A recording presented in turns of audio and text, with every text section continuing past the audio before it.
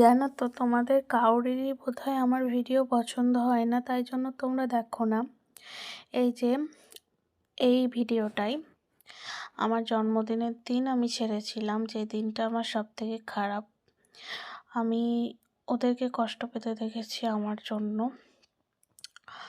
ওদের আমার জন্য যত কষ্ট হয়েছে, আমি ওদেরকে বসি বলে আমি সব থেকে খারাপ পৃথিবীর। আমি ওদেরকে ভালোবাসি বলে আমার কাজ খারাপ, এত কিছু শুনতে হয়।